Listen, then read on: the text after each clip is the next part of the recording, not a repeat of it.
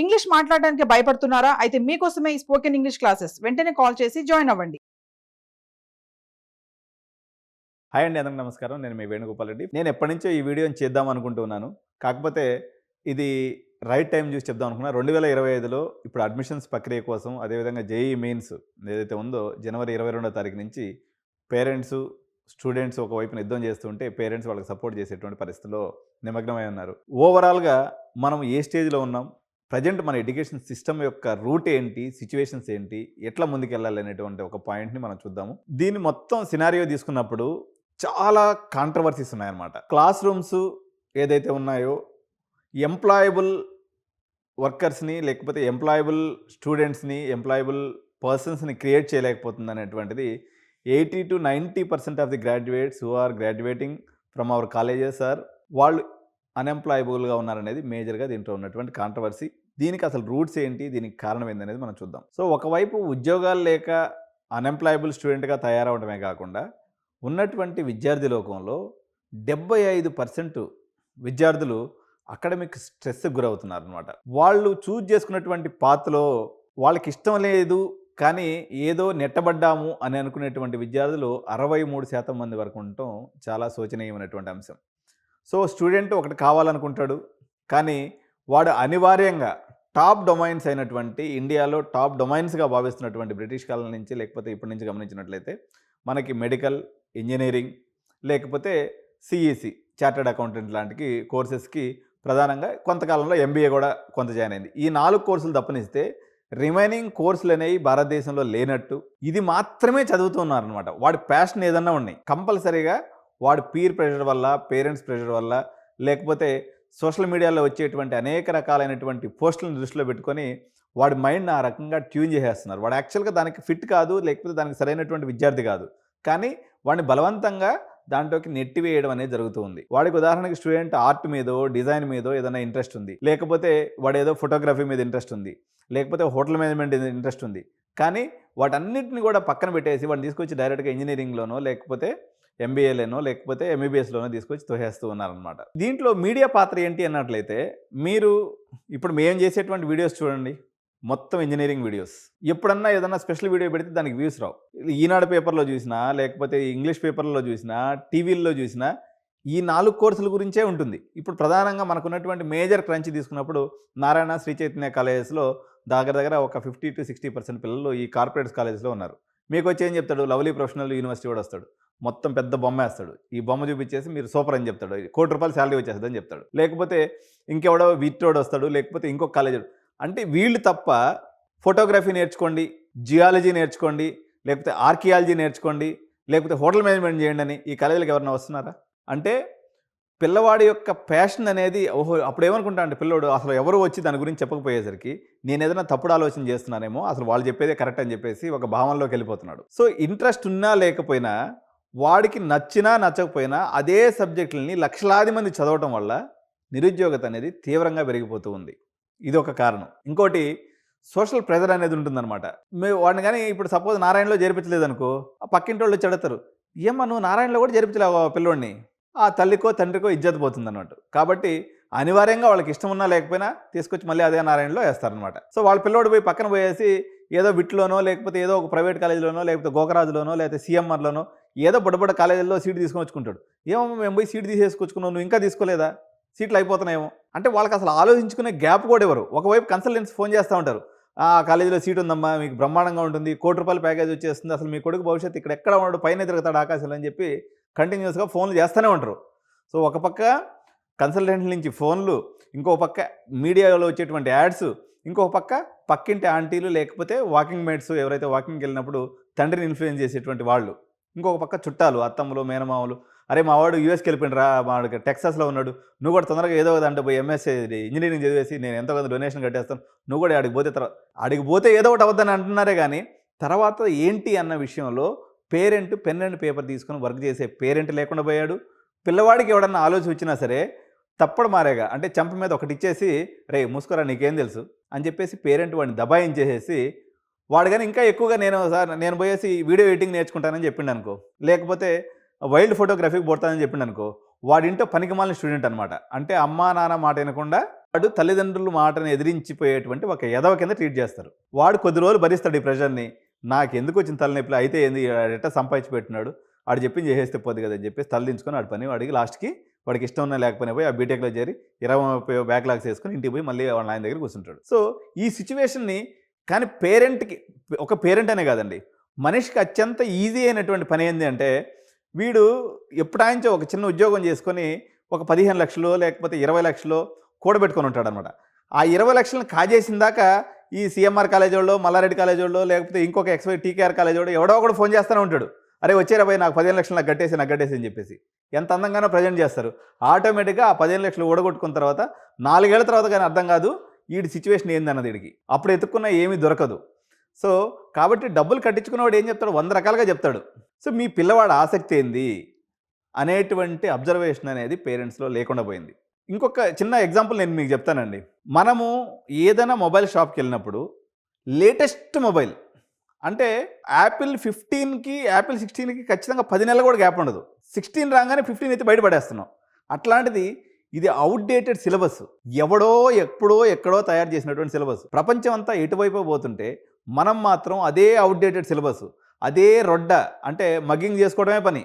Mugging చేసుకోవాలా, మంచి నారాయణ, శ్రీ చైతన్యలో 90% మార్కులు.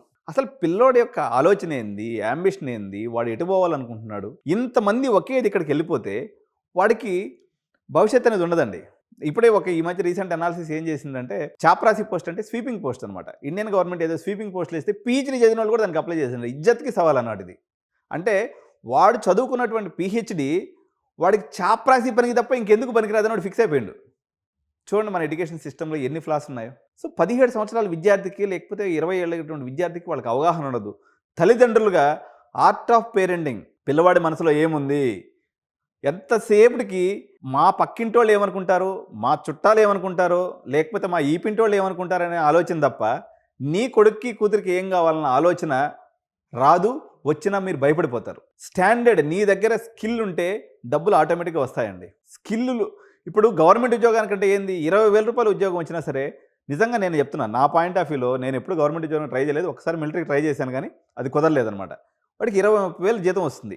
వాడు గవర్నమెంట్ ఉద్యోగం వచ్చిన తర్వాత ఫస్ట్ వాడి మైండ్ సెట్ ఏంటంటే, అమ్మయ్య బిందాస్, అంటే ఇంక నేనేం పని చేయబడలేదు. ఆ ఆలోచనతోటే వాడికి బీపీ, షుగరు, పంచాయతీలు, వాడికి మైండ్ అప్పుడు దాకా ఎంతో కష్టపడి 300 మంది ఉద్యోగం కోసం ట్రై చేస్తే ఒకడు ఉద్యోగం కట్టగలడు, గవర్నమెంట్ ఉద్యోగం. అంత టాలెంట్ ఉన్నటువంటి వాడు బ్రెయిన్ని వాడటం ఆపేస్తాడు. సో వాడి యొక్క ఆలోచన స్కిల్ మొత్తం పడిపోయింది. అదే వాళ్ళ కొడుకు కూడా నేర్పిస్తారు. అరే నువ్వు ఒకసారి ఉద్యోగం వచ్చేసుకోరా, అంతే అయిపోయింది. అసలు ప్రపంచం అంతా ఎటుపోతుంది, ఏ రకమైనటువంటి స్కిల్స్ నేర్చుకుంటున్నారు. ఈరోజు నేను కూడా వీడియో చేసిన క్రిటికల్ థింకింగ్ స్కిల్స్ నేర్చుకోవాల్సినటువంటి టైంలో ఎంతసేపటికి రుబ్బేసి మార్కులు తెచ్చుకోవటం, పర్సంటేజ్ తెచ్చుకోవడం. ఇండియాలో పేపర్ మీద గ్రాడ్యుయేషన్ ఉంది తప్ప వాళ్ళ మైండ్లో గ్రాడ్యుయేట్ మైండ్ సెట్ లేదనేది చాలామంది నిపుణులు చెప్తున్నటువంటి మాట. దీన్ని మనం చాలా సీరియస్గా తీసుకొని డిఫరెంట్ స్కిల్స్ ఏంటి, ఒకవేళ మీకు తెలియకపోతే మీరు కెరియర్ కౌన్సిలర్. యాక్చువల్గా అయితే ఇప్పుడు మన ఇండియాలో తీసుకున్నప్పుడు ఢిల్లీలో ప్రతి స్కూల్లో సైకాలజిస్ట్ ఉంటాడు, కెరియర్ కౌన్సిలర్స్ ఉంటారు. కానీ మన తెలుగు రాష్ట్రాల్లో అసలు ఎక్కడ ఆ ఊపే కనిపించదు. తెలుగు రాష్ట్రాల్లో ఓన్లీ ఇంటర్నేషనల్ స్కూల్సో లేకపోతే అక్కడ ఇక్కడ కొన్ని దిక్కలు ఉన్నారు తప్ప కెరియర్ కౌన్సిలింగ్ తీసుకోవాలి. ఇప్పుడు నేను 10,000 రూపాయలు ఛార్జ్ చేస్తానండి కెరియర్ కౌన్సిలింగ్కి. పిల్లవాడి యొక్క ఆలోచన ఏంది, తల్లిదండ్రుల యొక్క ఆలోచన ఏంది, ఒక్కొక్కసారి ఒక సందర్భంలో వాడికి ఒక 45% వచ్చి ఉంటుందండి స్టూడెంట్కి. ఎంతసేపటికి వాడిని ఎట్టయినా పాస్ చేయొచ్చో లేకపోతే దొంగ సర్టిఫికేట్ తెచ్చో ఏదో ఒకటి చేసి వాడు ఇంజనీరింగ్లు నేర్చాలని తల్లిదండ్రులు తప్పని చూస్తే నాకు ఆశ్చర్యం అనిపిస్తుంది. వాళ్ళు ఇల్లిటరేట్స్ కూడా కాదు, చదువుకున్నటువంటి మూర్ఖులు అన్నట్టు. ఆ రకంగా వాడికి 45% వాడు ఇంజనీరింగ్ నెట్టుకు రాలేడా బాబు అని చెప్తే వాడికి ఏదైనా ఆర్ట్లో నేర్పించండి, లేకపోతే ఏదైనా చిన్న వర్క్ నేర్పించండి, మొబైల్ రిపేరింగ్ నేర్పించండి, లేకపోతే ఏదైనా మల్టీమీడియా యానిమేషన్ గేమింగ్ ఏదో ఒకటి నేర్పించండి అంటే, లేదు సార్ మా వాళ్ళందరూ ఏమైనా అనుకుంటారు సార్, జర ఇంజనీరింగ్ ఎట్టో కూడా చూడండి సార్. వాడు కాలేజ్ ఓడిపోతే ఏమంటాడంటే, రేపు 4 ఏళ్ళ ఫీజు నువ్వు గట్రా పోయి నువ్వు సస్తే ఏంది బతికితే, నాకు 20 లక్షలు గడిచుంటే వీడు సీటు మొహన్ కడతాడు, 2 ఏళ్ళు చదువుకొని ఇంటికి వచ్చేస్తాడు అంతే. కానీ ఏదేమన్నా కానీ వాడి దగ్గర ఉన్నటువంటి రిజర్వ్డ్ ఫండ్ని వాడు ఎవరికో కాలేజీలో చేతిలో పెట్టిన దాకా నిద్రపోయాడు. వెనక ముందు కనీసం భుజం తట్టుకొని కనీసం ఒక పెన్ అండ్ పేపర్ పెట్టుకొని నా కొడుకు ఏం అడుగుతున్నాడు, ఏం నడుస్తుంది, మార్కెట్లో ఏం డిమాండ్ ఉంది. ఒకవైపున మేము అమీర్పేటలో ఆఫీస్ మాది, 5 లక్షల మంది విద్యార్థులు బీటెక్ అయిపోయేసి 10,000 రూపాయల ఉద్యోగం కూడా లేక నానా బాధలు పడుతున్నారు. కానీ అందరూ మళ్ళీ మేము సిఎస్సిఏ చదువుతాం. వైట్ కాలర్ జాబ్, కష్టం అనేది వద్దు.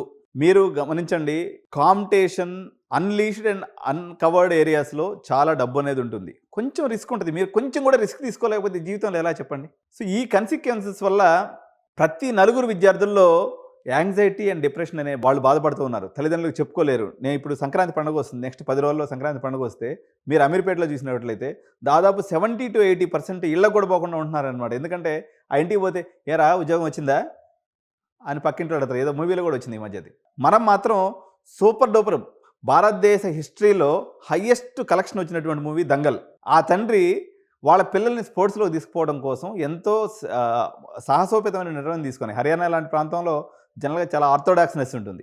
ఆ పిల్లల్ని ఛాంపియన్ చేస్తే ఆ మూవీని చూసి అందరం చప్పట్లు కొట్టాము. ఆ మూవీకి దాదాపు 2000 కోట్ల కలెక్షన్ వచ్చింది. అదేవిధంగా 3 ఇడియట్స్ మూవీని కూడా సూపర్ డూపర్ హిట్ చేశాం. తారే జమీన్ పర్ మూవీని చూసి అందరం ఆహా ఊహా అన్నాం. కానీ మన ఇంటి దగ్గరికి వచ్చేసరికి పక్కన వాళ్ళు ఎవరన్నా అనుకుంటారేమో, మనుషుల్లో ఆలోచన లేదా అని అనుకుంటే, ఆలోచన లేనప్పుడు దంగల్ మూవీని ఫ్లాప్ చేయాలి మీరు. కానీ అలా చేయట్లేదు. ఆ తండ్రి చేసింది చాలా బాగుంది అనుకుంటున్నారు. కానీ మన ఇంటి దగ్గరికి వచ్చి ఇంప్లిమెంటేషన్ చేయాల్సి వచ్చేసరికి మీకు ఎక్కడ లేనటువంటి అనుమానాలు, సెక్యూరిటీ ప్రాబ్లమ్స్, పీర్ ప్రాబ్లమ్స్ ఇవన్నీ వచ్చేస్తున్నాయి అనమాట. సో ప్రొడక్టివిటీ లేని, ఇన్నోవేషన్ లేని, దేశ ప్రోగ్రెస్కి ఏ రకంగానూ పనికిరానటువంటి ఒక మగ్గప్ మోడల్లో ఉన్నటువంటి సిస్టంలో మీరు దూరి దాంట్లో చదివేస్తూ ఉన్నారు. దీనికి ఒక వ్యక్తుల కారణం అంటే, ఎప్పుడో బ్రిటిష్ వాడు 18వ శతాబ్దంలో మనకు ఆ చదువునిచ్చిపోతే ఈరోజు కూడా ఆ సిస్టమ్ను మార్చుకోకుండా అదే 90%, అదే పంచాయతీ, అదే రొడ్డ, అదే థాట్ ప్రాసెస్ లేకుండా ఎందుకు ఇప్పుడు అమెరికాకు పోయేసి మనం 40 లక్షలు కట్టి వాడి దగ్గర పోయి చదువుతాం. ఏది ఎంఎస్కి పోయేసి 40 లక్షలు కడుతున్నాం. ఏం చేస్తాడు వాడు? యూజ్ కేసెస్ ఇస్తాడు, కొన్ని రియల్ టైమ్ స్టడీస్ ఇస్తాడు, వాటి మీద రీసెర్చ్ చేయమంటాడు, వాటి మీద ప్రాజెక్ట్ సబ్మిట్ చేయమంటాడు. ఇంతే మనం అడిగి చేసేది. అదేదో ఇక్కడే చేస్తే డిగ్రీలోనే, అదే ఇక్కడ ఇంటర్మీడియట్లోనే మనం ఆ ఇన్నోవేషన్ తీసుకొస్తే ఈరోజు మన వాళ్ళు అక్కడ పోయేసి అంత బాధలు పడాల్సిన అవసరం లేదు కదా. ఇండియా కూడా డెవలప్ అయ్యి ఉండేది కదా. సో ఈరోజు నేను ఒక చిన్న ఎగ్జాంపుల్ చెప్తానండి. సోషల్ మీడియా ఉంది. నిన్న మనం సోషల్ మీడియా మీద కూడా ఒక ఇది చేసాం. బీబీఏ సోషల్ మీడియా అని చెప్పేసి ఒక కోర్స్ ఉంది. ఈరోజు ప్రపంచంలో ఉన్నటువంటి జనాభా 750 కోట్లు అయితే దగ్గర 400 కోట్ల మంది ఆ ఇన్స్టాలోను, ఫేస్బుక్లో పడి చచ్చిపోతున్నారు. దాన్ని మేనేజ్ చేయడానికి ఎవరైనా పర్ఫెక్ట్ పర్సన్ ఉంటే ₹1,00,000 ఇస్తాను నెలకు నేను. ఎంతసేపుడికి అదే జావా నేర్చుకొని, అదే పైథాన్ నేర్చుకొని మళ్ళీ 10,000కి చేయడానికి వస్తారు తప్ప, అరే అది నేర్చుకుంటారా అంటే తూతూ మంత్రంగా పైన నేర్చుకుని వస్తారు. ఇన్స్టాగ్రామ్ అనేది ఒక పెద్ద ప్రపంచం. ప్రపంచంలో కల్లా పెద్ద కంపెనీస్ ఏంటండి? మీరు రోజు వాడేటువంటి గూగుల్, మీరు రోజు వాడేటువంటి పేస్టల్ కంపెనీ అయినటువంటి యూనిలివర్, మీరు రోజు చూసేటువంటి యూట్యూబ్, ఇవే ప్రపంచంలో పెద్ద కంపెనీస్. వాటి గురించి మీరు ఒక కంపెనీ గురించి మీరు అండర్స్టాండ్ చేసుకున్నట్లయితే మీరు నిజంగా టెక్నికల్ పీపుల్ అని అర్థం. ఈరోజు కంటెంట్ రైటర్స్ కానీ, లేకపోతే ఇన్నోవేషన్ ఎంటర్ప్రినర్స్ కానీ, లేకపోతే యూట్యూబ్ ఛానల్స్ రన్ చేస్తున్నటువంటి వాళ్ళు కానీ, ఆర్టిస్టులు కానీ, సింగర్స్ కానీ ఈరోజు యూట్యూబ్లో పెట్టుకొని లక్షలు సంపాదిస్తున్నాడు ఒక్కోడు. కానీ మీకు కెమెరా ముందుకు రావాలంటే భయం. చిన్నప్పటి నుంచి ఇంగ్లీష్ మీడియంలో చదివి ఉంటాం, ఇంగ్లీష్ మాట్లాడాలంటే భయం. అల్టిమేట్గా మనం ఇన్స్ట్రక్షన్ ఎవడన్నా చెప్తే తప్ప మనం ముందుకి కదలలేనటువంటి చదువుని చదువుకొని కూర్చొని ఉన్నాం. ఎవడో ఒకటి ఇన్స్ట్రక్షన్ చెప్తే జీ హుజూర్ అంటాం, తలకాయ 4 సార్లు ఊపి ఇక అదే పని చేసుకుంటాం, ముందుకెళ్తాం. సో ఈ రకమైనటువంటి పరిస్థితిలో మనం ఈరోజు ఉన్నాం అనమాట. సో ఇందులో స్కూల్స్ బాధ్యత ఏముందన్నట్లయితే, వాళ్ళు ప్రాక్టికల్ స్కిల్స్ని వాళ్ళ యొక్క సిలబస్లో ఇన్కార్పొరేట్ చేయాలి. అదేవిధంగా ఎంటర్‌ప్రెన్యూర్‌షిప్స్ని ఇన్కార్పొరేట్ చేయాలి. క్రియేటివ్ థింకింగ్ అనేది వచ్చేటట్టుగా పిల్లలకి సెమినార్స్ కానీ, లేకపోతే కెరియర్ కౌన్సిలింగ్ సెషన్స్ కానీ, ఈ యొక్క సిలబస్ ఎంటైర్ విధానాన్ని కానీ మార్కుల వైపు పరిగెత్తకుండా పిల్లవాళ్ళ ఆసక్తిని బట్టి. నేను ఒక చిన్న ఎగ్జాంపుల్ చెప్తాను. ఇప్పుడు మనం అందరం కూడా చిన్నప్పుడు అమ్మమ్మ, నాయనమ్మ మహాభారతం చెప్తూ ఉంటే వింటాం అనమాట. ద్రోణాచార్యుడు దాదాపు 5 మంది శిష్యులు ఉంటే 5 మందికి ఒకే రకమైన విద్య నేర్పించాడా? అర్జునుడికి ఆర్చరీ నేర్పించాడు, భీముడికి వచ్చేసి గదాయుద్ధం నేర్పించాడు, ధర్మరాజుకి వచ్చేసి ఎట్లయినా ధర్మంగా ఎలా ఉండాలి, ఒక రాజుగా ఎలా పరిపాలన చేయాలి, అడ్మినిస్ట్రేషన్ స్కిల్స్ నేర్పించాడు. అంతేగాని 5 మందిని ఒక దగ్గర పెట్టుకుని 5 మందికి సింగిల్ స్కిల్ నేర్పించాడా? కానీ మనం అట్ట కాదు. ఉన్నటువంటి 1,00,000 మంది విద్యార్థులు ఉంటే అందరికీ అదే ఫిజిక్స్, కెమిస్ట్రీ, మ్యాథ్స్. అట్టెట్లా అవుతుంది? Every individual is a different entity. వాడి స్కిల్స్ని బట్టి, వాడికి ఉన్నటువంటి లక్షణాలను బట్టి వాడికి ఏదైనా చదువు చెప్పాలి. కానీ అందరికీ అదే నేర్పిస్తే వాడికి అసలు సగం మందికి అర్థం అవుతుంది, సగం మందికి కూడా కాదు, 20%కి అర్థం అవుతుంది చెప్పేది. ఆ 20% కూడా అన్ని సబ్జెక్టులు అర్థం కావు, ఒక సబ్జెక్ట్ అర్థం అవుతుంది. వాడు ఆగమాగం అయిపోతున్నాడు అనమాట. సో ఇందులో పేరెంట్స్ పాత్ర కూడా చాలా ఇంపార్టెంట్ ఉంది. రోల్ ఆఫ్ ది పేరెంట్స్ మనం తీసుకున్నప్పుడు they should be an active partners in the student life. So పిల్లల కన్నా కూడా వీళ్ళు డిఫరెంట్ వెబ్సైట్స్ ద్వారా కానీ, వర్క్షాప్స్ ద్వారా కానీ, కౌన్సిలింగ్ సెషన్స్ ద్వారా కానీ, ఇప్పుడు యూట్యూబ్ సెర్చ్ చేసేటప్పుడు కూడా చాలామంది ఏం చేస్తారంటే క్రేజీ ఐటమ్స్ని కొడతారు. క్రేజీ ఐటమ్స్ అంటే వాడికి లేసి లేని ఉంటాడు, వాడిని ఏ రకంగా పోయేసి ఐఐటి ముంబై మీద సెర్చ్ చేస్తాడు. వాడికి వచ్చేది లేదు, సచ్చేది లేదు. కానీ వీడికి ఆ ఫ్యాన్సీ వర్డ్ అనమాట. మీరు చిన్న చిన్న విషయాల మీద సెర్చ్ చేయండి. ఫోటోగ్రఫీ కెరీర్ ఎలా ఉంటుంది, హోటల్ మేనేజ్మెంట్ కెరీర్ ఎలా ఉంటుంది, స్టిచ్చింగ్ కెరీర్ ఎలా ఉంటుంది, లేకపోతే ఒక సోషల్ మీడియాలో నేర్చుకుంటే ఎలా ఉంటుంది, మొబైల్ రిపేరింగు, లేకపోతే మన ల్యాప్టాప్ రిపేరింగ్, లేకపోతే వైల్డ్ లైఫ్ ఫోటోగ్రఫీ. అంటే మనం చూస్తే వేరియేషన్ జియాలజిస్టు, ఆర్కియాలజిస్టు, సెఫాలజిస్టు 100 రకాల ఆప్షన్స్ ఉంటాయి. ఆప్షన్స్ ఎతకాలి. ఆ సింగిల్ స్కిల్‌లో మాస్టర్ అయితే మీ లైఫ్ అనేది హ్యాపీగా ఉంటుంది. దీన్ని గురించి ఎవరన్నా మొట్టమొదట ప్రభుత్వం దీని గురించి ఆలోచించాలి. ప్రభుత్వం ఆలోచించిన తర్వాత 2020లో Modi government national education policy తీసుకొచ్చింది. దీని యొక్క ప్రధాన చూడండి మన తెలుగు రాష్ట్రాల్లో అంతా మురిగిపోయిన తర్వాత మన దగ్గరికి వస్తుందన్నట్టు. నేను లాస్ట్ టైం వీడియోలో కూడా చెప్పిన ఓపీ జిందాల్లో ఒక స్టూడెంట్ కానీ చేరినట్లయితే ఒక చిన్న స్టోరీ చెప్తాను. వాడు ఏ సెక్షన్లో అయినా చదువుకోవచ్చు. అంటే వాడు ఇంజనీరింగ్లో వాడు పోయి సైకాలజీ చదవచ్చు, సైకాలజీ వాడు పోయి ఇంగ్లీష్లో చదవచ్చు. వీడికి ఏమి నచ్చకపోతే ఈడే సిలబస్ తయారు చేసి హెచ్ఓడికి ఇచ్చి నాకు దీని మీద ఎగ్జామ్ పెట్టమని చెప్తే ఎగ్జామ్ పెట్టి అక్కడ డిగ్రీ అవార్డు చేస్తున్నారు. మనం ఏమైనా పాపం చేసామా? మనం మాత్రం అదే పాత చింతకాయ తొక్కు, అదే నారాయణ, అదే శ్రీ చైతన్య, అదే ఎంపీసీ, అదే గోకరాజు, అదే సీఎంఆర్, అదే మల్లారెడ్డి, లేదంటే ఆస్తి నమ్మేసి సిబిఐట్లో కట్టేద్దాం, 30 లక్షలు కట్టేద్దాం, మామిడి సీటు ఇచ్చేస్తే నా పని అయిపోతుంది. కనీసం తీసుకొచ్చినటువంటి పాలసీని ఇంప్లిమెంట్ చేసేదానికి కూడా మన వాళ్ళకి తిరిగి లేదు. నేషనల్ ఎడ్యుకేషన్ పాలసీని ఇంప్లిమెంట్ చేస్తే చాలా అంటే ఒక డ్యాన్స్ మీద ఒక డిగ్రీ తెచ్చుకోవచ్చు, లేకపోతే ఒక పొయిటరీ మీద ఒక డిగ్రీ తెచ్చుకోవచ్చు, ఒక కంటెంట్ రైటింగ్ మీద ఒక డిగ్రీ తెచ్చుకోవచ్చు. యూ టేక్ ఎనీ సబ్జెక్ట్, నువ్వు ఏదో ఒక సబ్జెక్ట్లో ఎక్సెల్ అయితే దాని మీద డిగ్రీ అనేది అవార్డు అవుతుంది. వాడికి డిగ్రీ లేదనే బాధ లేకుండా పోతుంది. ఇప్పుడు ఏంది 2 పడవల మీద కాళ్ళు పెట్టాలన్నమాట. ఒక పక్క ఇంజనీరింగ్ చేసుకోవాలి, ఇంకో పక్క వాడు పోయేసి యాక్టింగ్ నేర్చుకోవటమా, లేకపోతే ఫోటోగ్రఫీ నేర్చుకోవటమా, లేకపోతే ఇంకోటి పోయి పని చేసుకోవటం. ఇప్పుడు వాడు ఇటు స్కిల్ పొందలేడు, అటు స్కిల్ పొందలేనటువంటి పరిస్థితిలో ఉంది. కాబట్టి మనం ప్రాజెక్ట్ బేస్డ్ లెర్నింగ్ మీద స్కిల్ డెవలప్మెంట్ వర్క్షాప్స్ పెట్టుకోవాలి. అదేవిధంగా మెంటర్షిప్ ప్రోగ్రామ్స్ అనేవి చాలా ఇంపార్టెంట్. మెంటర్షిప్ ప్రోగ్రామ్స్ అంటే ఒక్క డిపార్ట్మెంట్ నుంచి కాకుండా డిఫరెంట్ ప్రొఫెషనల్స్ నుంచి ఎలా ఉంటుంది, ఈ ఫీల్డ్లో గ్రోత్ ఎలా ఉంటుంది, శాలరీస్ ఎలా ఉంటాయి, ఎటువంటి సిచ్యువేషన్స్ ఉంటాయి అనేది పేరెంట్స్ ఫస్ట్ తెలుసుకోవాలి. అదేవిధంగా కాలేజీలు కూడా ఇటువంటి సెషన్స్ కండక్ట్ చేసి ఈ కెరియర్ ఫెయిర్స్ అనేవి రెగ్యులర్గా కాలేజీలో కనుక కండక్ట్ చేసినట్లయితే విద్యార్థుల భవిష్యత్తు, ఇంటర్న్ దేశ భవిష్యత్తు కూడా చాలా బాగుంటుంది. ప్రపంచము చాలా వేగంతో, ఎంత వేగంతో అంటే ప్రతి 60 డేస్కి, ప్రతి 90 డేస్కి కొత్త ఆపర్చునిటీస్ పుట్టుకొని వస్తున్నాయి. నేను నిన్న వీడియోలో కూడా చెప్పింది అంటే 2035లో మనం చేయబోయేటువంటి జాబ్స్ ఏదైతే ఉన్నాయో ఇప్పుడున్నటువంటి అన్ని జాబ్స్ వాషౌట్ అయిపోయి కొత్త ఆపర్చునిటీస్, కొత్త సిచ్యువేషన్స్, కొత్త జాబ్ రోల్స్ వచ్చేటువంటి పరిస్థితి ఉంది. సో మీరు ఆ రాబోయేటువంటి ఉపద్రవానికి, రాబోయేటువంటి కొత్త జాబ్ రోల్స్కి మీరు సైకలాజికల్గా, ఫిజికల్గా, అదేవిధంగా రీసెర్చ్ పరంగా చేసుకొని ఆ రకమైనటువంటి క్యాపబిలిటీస్ని, ఆ రకమైనటువంటి థాట్ ప్రాసెస్ని, ఆ రకమైనటువంటి క్రిటికల్ థింకింగ్ని ఇన్కార్పొరేట్ చేసుకోకపోతే యూ విల్ బికమ్ ఆబ్సలీట్, అంటే పనికి రాకుండా పోతారు. వాడెవడో పీహెచ్డీ చదివి చాపరాసి పనికి అప్లై చేసినట్టుగా స్వీపింగ్ తక్కువ ప్రొఫెషన్ అని కాదు నేను చెప్పడం. ఎందుకంటే వాడు చదువుకుని దేనికి, మరి అప్పుడే ఫస్ట్ నుంచి స్వీపింగ్ పని చేసుకున్నట్లయితే వాడు స్వీపింగ్ సూపర్వైజర్ అవుతాడు, లేకపోతే హౌస్ కీపింగ్ కాంట్రాక్టర్ అవుతాడు. హౌస్ కీపింగ్ కాంట్రాక్టర్ పెద్ద కంపెనీకి పోయి చేసుకున్నట్టే నెలకు 10 లక్షలు సంపాదించుకుంటాడు. మరి ఈ పనైనా శుద్ధంగా చేసుకోకుండా అటు పోయి మళ్ళీ పీహెచ్డీ చేస్తాడు, చాపరాసి పని చేస్తానంటాడు. నువ్వు ఏదైనా చేయి ఫారెన్లో కూడా. ఎందుకంటే ఇక్కడ ఇంకోటి ఏంటంటే ఇంగ్లీష్ ఇన్ఫ్లుయెన్స్ అనమాట. ఇండియాలో ఎవడన్నా 4 ముక్కలు ఇంగ్లీష్ మాట్లాడితే ఆడితో ఓపెన్ లెక్క. ఎందుకు ఆ బ్రిటిష్ వాడు మనం దాన్ని ఇక్కడ పెట్టిపోయాడు. మనకి మైండ్ సెట్ పట్టుకోవాలి. ప్రపంచంలో ఎక్కడ లేదు. రష్యా, చైనాలో అయితే కనీసం ఎక్కడ ఏ షాప్ మీద కూడా ఇంగ్లీష్లో బోర్డు ఉండదు. వాడు బ్రహ్మాండంగా రాణిస్తున్నారు కదా. ఫ్రాన్స్లో, రష్యాలో ఎక్కడ ఇంగ్లీష్ లేదు.